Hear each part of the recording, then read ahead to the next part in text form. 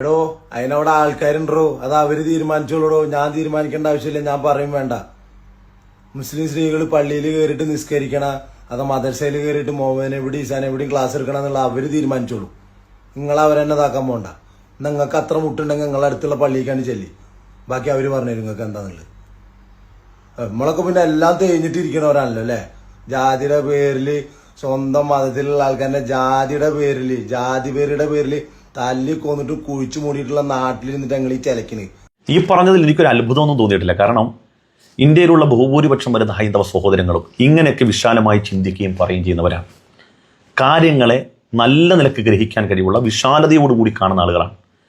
അതുകൊണ്ട് തന്നെയാണല്ലോ ഇസ്ലാമിനെതിരെ നിരന്തരമായി ഒരു ന്യൂനപക്ഷം പരമത വിദ്വേഷമാണെങ്കിലും ആക്രോശമാണെങ്കിലും ആക്ഷേപമാണെങ്കിലും പരിഹാസമാണെങ്കിലും പ്രവാചക നിന്ദയാണെങ്കിലും മതനിന്ദയാണെങ്കിലും ഒക്കെ നടത്തുമ്പം അതേ തട്ടിൽ അതേ തൂക്കത്തിൽ നമ്മൾ തിരിച്ച് പ്രകോപനപരമായി മറുപടി പറയാത്തത്, ഇവർക്കൊക്കെ നാവ് വഴങ്ങുന്ന അതേ റൂട്ടിൽ നമുക്ക് നാവ് വഴങ്ങും എന്നിട്ട് പോലും സഭ്യതയുടെ അതിർവരമ്പുകൾ കടക്കാത്തത്, നമ്മൾ പറയുന്ന ഏതെങ്കിലും ഒരു വാചകം കൊണ്ട് ഈ നാട്ടിലുള്ള ബഹുഭൂരിപക്ഷം വരുന്ന ഹൈന്ദവ സഹോദരങ്ങൾ സമഭാവനയോടുകൂടി ചിന്തിക്കുന്ന മാന്യന്മാരായ ആളുകൾക്ക് ഏതെങ്കിലും തരത്തിൽ വേദന ഉണ്ടായി പോകുമോ എന്ന് പേടിച്ചിട്ടാണ്. തിരുനബി സല്ലല്ലാഹു അലൈഹി വസല്ലമ തങ്ങളെയൊക്കെ എന്തെല്ലാം ആക്ഷേപങ്ങൾ, എന്തെല്ലാം പരിഹാസങ്ങൾ, മുസ്ലിമീങ്ങൾക്കെതിരെ എന്തെല്ലാം സന്താനങ്ങൾ വർദ്ധിച്ചു പോകുന്നു എന്നതിൻ്റെ പേരിൽ പോലും എന്തെല്ലാം വൃത്തികെട്ട ആക്ഷേപങ്ങൾ ആരോപണ കമൻറ്റ് ബോക്സിൽ എഴുതി നടക്കുമ്പോൾ നമ്മൾ അതിന് അതേ തുലനത്തിൽ മറുപടി പറയാത്തത് നമുക്ക് കഴിവില്ലാത്തതുകൊണ്ടാണ്. അല്ല, ഇങ്ങനെയൊക്കെ ചിന്തിക്കുന്ന വിശാല ഹൃദയമുള്ള ഹൈന്ദവ സഹോദരങ്ങളാണ് ഈ നാട്ടിലെ ബഹുഭൂരിപക്ഷം മനുഷ്യർ എന്നുള്ളത് കൊണ്ടാണ്. ബാക്കി നമുക്ക് കേൾക്കാം. അതിനെതിരൊക്കെ നിങ്ങൾക്ക് ഒന്ന് പ്രതികരിക്കാൻ പറ്റും? നിങ്ങൾക്ക് മറ്റുള്ളവരെ പള്ളിയിലത്തെ കാര്യം നോക്കണേ, നിങ്ങൾക്ക് നമ്മളെ സ്വന്തം മതത്തിലുള്ള തെറ്റുകൾ നിങ്ങൾക്ക് ചൂണ്ടിക്കാണിക്കാൻ പറ്റുമോ? എന്നിട്ട് വരെ ബാക്കിയുള്ളവരുടെ അടുത്തേക്ക് പോക്ക്. പാലക്കാട് മലപ്പുറം ബോർഡറിൽ ഒരാന ചരിഞ്ഞാൽ കിടക്കപ്രതിയില്ലാത്തത് മലപ്പുറത്തെ മുസ്ലിമീങ്ങൾക്ക് എന്നല്ല, കേരളത്തിലെ മുസ്ലിമീങ്ങൾക്ക്.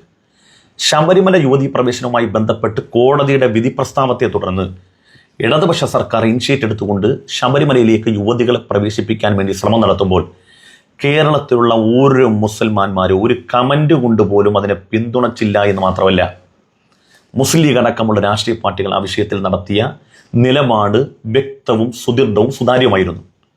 മറ്റൊരു സമൂഹത്തിൻ്റെയും ആചാരാനുഷ്ഠാനങ്ങളിൽ, വിശ്വാസങ്ങളിൽ മറ്റാരും കൈകടത്താൻ പാടില്ല എന്ന ഭരണഘടനയുടെ തത്വങ്ങൾ മുമ്പിൽ വെച്ചുകൊണ്ട് മുസ്ലിം ലീഗ് ആ വിഷയത്തിൽ നിലപാട് പറഞ്ഞു. എന്നിട്ട് പോലും ഈ സമൂഹത്തിനെതിരെയായിരുന്നു ആക്ഷേപം മുഴുവനും. സോഷ്യൽ മീഡിയയിൽ എങ്ങനെ എഴുതിയെന്നറിയോ? ധൈര്യമുണ്ടോ ഇടതുപക്ഷ കമ്മി സർക്കാരെ, ജിഹാദി സർക്കാരെ, നിങ്ങൾക്ക് യുവതികളെ അല്ലെങ്കിൽ സ്ത്രീകളെ, മുസ്ലിം സ്ത്രീകളെ മുസ്ലിം പള്ളികളിൽ പ്രവേശിപ്പിക്കാൻ? മുസ്ലിം സ്ത്രീകൾ പള്ളിയിൽ കയറിയാൽ നിങ്ങളുടെ പ്രശ്നം അവസാനിക്കുമോ? അല്ലെങ്കിൽ തന്നെ മുസ്ലിം സ്ത്രീ പള്ളിയിൽ കയറി എന്തെങ്കിലും ശുദ്ധികലശം അങ്ങനത്തെ വല്ലതും ചെയ്യേണ്ടി വരുമോ? മുസ്ലിം സ്ത്രീകൾ പള്ളിയിലേക്ക് സംഘടിതമായ പ്രാർത്ഥനകൾക്ക് വരാൻ പാടില്ല. അങ്ങനെ ഒരുപാട് തത്വങ്ങൾ അതിനകത്ത് ഇറങ്ങിയിട്ടുണ്ട്. പരപുരുഷന്മാരോടൊപ്പമുള്ള സംഘടിതമായ നമസ്കാരങ്ങൾക്ക് വരണ്ട, അവർക്ക് പുരുഷന്മാരെ പോലെ സംഘടിതമായി ചേർന്നുകൊണ്ടുള്ള പ്രാർത്ഥനകൾക്ക് അവർക്ക് നിർബന്ധിതമായൊരു കൽപ്പനയില്ല. അങ്ങനെ ഉണ്ടായിരുന്നുവെങ്കിൽ ഇപ്പോൾ പ്രഭാത പ്രാർത്ഥന ഏകദേശം 4-5 മണിക്കാണ്. ഒരു പെണ്ണ് ഒറ്റക്കുള്ള വീട്ടിൽ അവൾ ഈ നിർബന്ധിതമായ കൽപ്പന ഉണ്ടെങ്കിൽ തനിച്ച് രാത്രി ഇരുട്ടിൽ അവൾ ഒറ്റയ്ക്ക് വരണ്ടേ? അങ്ങനെ സ്ത്രീകൾ അവരുടെ പരിമിതിയും അവസ്ഥയും മനസ്സിലാക്കിക്കൊണ്ടാണ് പള്ളിയിലേക്ക് ജമാഅത്തുകൾക്ക് പുരുഷന്മാരെ പോലെ നിങ്ങൾ വരണ്ട. അല്ല, പെണ്ണ് പള്ളി കയറിയുകൊണ്ട് പള്ളി ശുദ്ധികലശം ചെയ്യേണ്ടി വരത്തില്ല. അവർക്ക് അങ്ങനെ കയറാനുള്ള വിലക്കുമില്ല. അതാദ്യം മനസ്സിലാക്കുക. നമ്മുടെ പ്രശ്നങ്ങൾ നമ്മൾ പഠിച്ചുകൊണ്ട് മനസ്സിലാക്കിക്കൊണ്ട് അതിന് ഗവൺമെന്റിനോട് ആവശ്യമായി ബന്ധപ്പെട്ട് നമ്മൾ സംവദിക്കുന്നതിന് പകരം എന്ത് വന്നാലും, എന്ത് കീറാമുട്ടി വന്നാലും അത് മുസ്ലിമീങ്ങളുടെ തലക്ക് വെച്ചിട്ട് നമുക്ക് സ്വയം ആശ്വസിക്കാന്നുള്ളതല്ലാതെ പ്രബുദ്ധ മലയാളികൾ, ഗ്രഹിക്കാൻ കഴിയുന്ന മനുഷ്യർക്ക് ഇതൊക്കെ പമ്പരം വിഡ്ഢിത്തമായിട്ടേ തോന്നുള്ളൂ. എൻ്റെ ഒരു കൂട്ടുകാരെ പ്രേമിച്ച പെണ്ണിനെ പോയിട്ട് വീട്ടിൽ ചോദിച്ചപ്പോ പറഞ്ഞേ താഴ്ന്ന ജാതിയാ, പെണ്ണ് തരാൻ പറ്റില്ല എന്ന് പറഞ്ഞു. ആ വയറുള്ള നാട്ടിൽ അങ്ങൾ ചെയ്തിട്ട് കോണത്തിലെ വർത്താനം പറയണേ. എന്താ ആ നവോത്ഥാനം നിങ്ങൾക്ക് നടത്തി കാണിക്കാൻ പറ്റുമോ? ഒരു 250 ജാതി 300 സംഘടന ഓവിയാടാ അവിടുന്ന്. എന്നിട്ട് വലിയ മറ്റുള്ളവരെ തീട്ടത്തിലെ തരി നോക്കാൻ വന്നേക്കുക. നിങ്ങൾ ഈ ചെറുപ്പക്കാരൻ പറഞ്ഞ ഈ വിഷയത്തെ മാത്രം ഒന്ന് ഫോക്കസ് ചെയ്ത് നോക്കിയേ. വർത്തമാനകാല കേരളം ഏറ്റവും കൂടുതൽ ചർച്ച ചെയ്യപ്പെടുന്ന ഒരു വിഷയമാണ് ജാതി വിഷയം. ആ വിഷയത്തിൽ ഇപ്പോൾ ചർച്ച ചെയ്യുന്ന വേടന്റെ വിഷയമാണല്ലോ.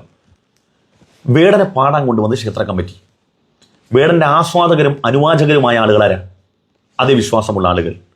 വേടന്റെ പാട്ടിനെ എതിർത്തതാരാ? അതേ വിശ്വാസമുള്ള ആളുകൾ. തെറി കേൾക്കേണ്ട വന്നവരാരാ? കേരളത്തിലെ മുസ്ലിമീങ്ങൾ. RSന്റെ നേതാവായ മധു പറഞ്ഞത്, ധൈര്യമുണ്ടോ വേടനെ പാളയം പള്ളി കയറ്റി പാടിക്കാൻ? ഞാൻ മറുപടി പറഞ്ഞിരുന്നു, പാടിക്കലല്ല, അയാളെ പള്ളിയിൽ ഇമാമാക്കാന്ന് പറഞ്ഞ ഇസ്ലാമിന്റെ വഴിയെ വന്ന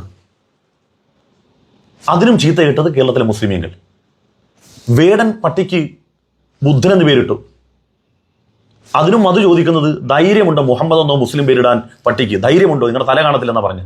എടാ, നിങ്ങൾ നിങ്ങളുടെ പ്രശ്നം പറയടേ.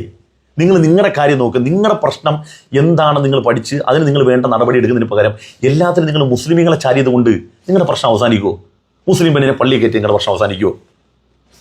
വേടൻ്റെ പട്ടിക്ക് മുസ്ലിം പേരിട്ടാൽ നിങ്ങളുടെ പ്രശ്നം അവസാനിക്കുമോ? നിങ്ങളുടെ പ്രശ്നം എന്താണെന്ന് ഖിയാമത്ത് നാൾ വരെ, ലോകാവസാനം വരെ അവസാനിക്കാത്ത പ്രശ്നമുണ്ട്. ആ പ്രശ്നം എന്താണ് നിങ്ങൾ പഠിച്ചിട്ട് അതിന് പരിഹാരം കാണുന്നതിന് പകരം നിങ്ങൾ എല്ലാ കാര്യത്തിലും മുസ്ലിമീങ്ങളെ നിങ്ങൾ വലിച്ചിട്ടതുകൊണ്ട് നിങ്ങൾ സ്വയം ഇളിഭ്യരാകും എന്നുള്ളതല്ലാതെ. ഇനി നിങ്ങൾക്ക് ചിന്തിക്കാൻ ഒരു കാര്യം കൂടി ഞാൻ പറഞ്ഞുതരാം. ലോകത്തെ എല്ലാ രാജ്യങ്ങളിലും മുസ്ലിമീങ്ങളുണ്ട് എന്ന് മാത്രമല്ല, ചില രാജ്യങ്ങളിൽ അവിടുത്തെ നിയമവാഴ്ച വിശുദ്ധമായ ഖുർആന്റെ നിയമമാണ്.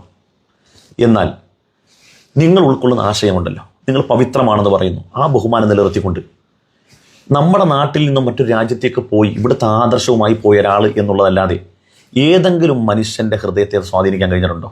സ്വാധീനിക്കാൻ കഴിഞ്ഞിട്ടുണ്ടെങ്കിൽ എത്ര ശതമാനം? എന്നാൽ ഇന്ത്യയിൽ നിന്ന് പോയ ഏതെല്ലാം മതത്തിൽപ്പെട്ട മനുഷ്യന്മാർ ഇസ്ലാമായി തിരിച്ചു വന്നു. ഇപ്പോൾ കൊടിഞ്ഞിലെ ഫൈസലിനെ അടക്കങ്ങൾ വെട്ടിക്കൊന്നല്ലോ.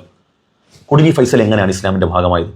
നിങ്ങൾ എന്തെല്ലാം പ്രതിരോധം ഹാദിയക്കെതിരെ നിങ്ങൾ ഏർപ്പെടുത്തി, എന്തെല്ലാം ഓഫർ വെച്ചു, ആ പെൺകുട്ടി നിങ്ങൾക്ക് സ്വാധീനിക്കാൻ കഴിഞ്ഞു. അതോടെ പറഞ്ഞത് മനുഷ്യ ഹൃദയങ്ങളെ സ്വാധീനിക്കാൻ ഒരിക്കലും വർഗീയതക്കും വിദ്വേഷം കഴിയില്ല. നിങ്ങൾ 1000 പേര് വട്ടം കൂടി നിന്നുകൊണ്ട് ഇസ്ലാം വർഗീയതമാണ്, പരമത വിദ്വേഷമാണ്, അതിൽ പഠിപ്പിക്കുന്ന മുഴുവനും മറ്റുള്ളവനെ ഹനിക്കാനാണ് പറയുന്നതെങ്കിൽ ഒരിക്കലും അത് റിയാലിറ്റി അങ്ങനെയാണെങ്കിൽ ഒരു മനുഷ്യനെ അത് സ്വാധീനിക്കാൻ കഴിയില്ല.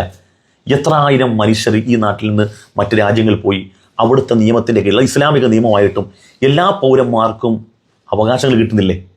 ഇപ്പോൾ നിങ്ങൾ സൗദി അറേബ്യ പോകണമെങ്കിൽ നിങ്ങൾ ആ രാജ്യത്തുള്ള ഒരു പൗരൻ, നിങ്ങൾ ഇസ്ലാം മത വിശ്വാസി അല്ലാത്തത് കൊണ്ടോ ആയതുകൊണ്ടോ നിങ്ങൾ ആക്രമിച്ചെന്ന് വിചാരിക്കുക. ആ പൗരന് നിങ്ങളൊരു അവിശ്വാസി ആയതുകൊണ്ട് ആക്രമിച്ചതിൻ്റെ പേരിൽ അവനെ വെറുതെ വിടുമോ അവിടുത്തെ നിയമം? ഇല്ല, ശിക്ഷിക്കും. ശിക്ഷിക്കും. അങ്ങനെയാണ് നിയമം. നിങ്ങൾ ഗൾഫിലുള്ളവരോട് ചോദിച്ചു നോക്ക്, എല്ലാവർക്കും തുല്യമായി നീതി കിട്ടും. അപ്പോൾ നിങ്ങൾ മനസ്സിലാക്കേണ്ട ഒരു കാര്യം, മനുഷ്യനെ സ്വാധീനിക്കാൻ കഴിയുന്ന പ്രത്യയശാസ്ത്രങ്ങൾക്ക് ലോകത്ത് വളർച്ചയുണ്ടാവുകയുള്ളൂ. അതിന് ആ ആശയം കൊണ്ട് നടക്കുന്ന അതിൻ്റെ പ്രചാരകരായ ആളുകൾ ആ ആശയത്തെ സ്വാംശീകരിക്കുകയും ധാർമ്മിക ബോധത്തോട്, നീതിബോധത്തോട് ജീവിക്കാൻ കഴിയണം. അല്ലാതെ ശുദ്ധ തെമ്മാടിത്തരം പറഞ്ഞ് മറ്റുള്ളവനെ ആക്ഷേപിച്ചിട്ട് ജീവിതകാലം മുഴുവനും തോന്നിയാസം പറഞ്ഞു നടന്നുകൊണ്ട് ഒരു മനുഷ്യൻ ഇതൊന്നും ഉൾക്കൊള്ളത്തില്ല. എന്ന് മാത്രമല്ല, സ്വന്തം ആ ആശയത്തിൽ ജനിച്ചവർ പോലും വെറുത്തു പോകും. അതിൻ്റെ ഏറ്റവും വലിയ ഉദാഹരണമാണ് ഈ കണ്ടത്. തമ്പ്രാക്കന്മാര് പോടാ അവിടുന്ന്. എന്നിട്ട് നമ്മളോട് വന്നിട്ട് പള്ളിയിൽ എന്താ എൻ്റെ മുട്ട പൊന്തില്ല, പള്ളിയിൽ പോയിട്ട് ചോദിക്കാൻ അണി ചെല്ലിജി അണി കയറി കൊടുക്ക് പോയിട്ട്. പണ്ട് കാരണവന്മാര് പറഞ്ഞിട്ടുണ്ടേ, കുള്ളിയും നാനില്ലെങ്കിലും കെടുക്കട്ടെ പെരപ്പുറത്ത് ഒരു കോണകം തന്നുണ്ട്. അതേപോലത്തെ ആൾക്കാരാണ് ഇതൊക്കെ. പോയി വല്ല പൂച്ചയ്ക്കും പുല്ല് പറിച്ചു കൊടുത്താണ്ടാ അവങ്ങളെ പരിപാടി. അത്രയുള്ള ചെറുപ്പക്കാരൻ പറഞ്ഞ അവനവൻ്റെ കാര്യം നോക്കുക. മനസ്സിലായില്ലേ? ഒന്നുമില്ലെങ്കിലും അത് പെരപ്പുറത്താന്ന് പറഞ്ഞില്ലേ, അതാണ്. അപ്പോൾ അതുകൊണ്ട് ഈ ധാർഷ്ട്യവും ഈ വർഗീയതയും വിദ്വേഷമൊക്കെ മാറ്റിവെച്ചുകൊണ്ട് അവനവൻ എന്താണ് ഉൾക്കൊള്ളുന്നത്, അതിൻ്റെ മഹിതമായ ആദർശം സ്വന്തം പ്രവൃത്തി പദത്തിൽ കൊണ്ടുവന്ന് എല്ലാവർക്കും സന്തോഷത്തോടും സമാധാനത്തോടും ജീവിക്കാനുള്ള അവസരം ഉണ്ടാക്കുക. കാലാകാലം വല്ലവനെയൊക്കെ ചീത്ത പറഞ്ഞും അവഹേളിച്ചും വിദ്വേഷം പറഞ്ഞുമൊക്കെ കാലം കഴിക്കല്ലേ. മനുഷ്യൻ മരണാനന്തരം നമ്മളെക്കുറിച്ച് ഓർക്കുമ്പോൾ പോലും വെറുപ്പോടുകൂടി ഓർക്കുള്ളൂ. നല്ലത് പറയുക, നല്ലത് പ്രചരിപ്പിക്കുക, നല്ലതിന് വേണ്ടി നിലകൊള്ളുക, നല്ലവനായി മരണപ്പെടുക.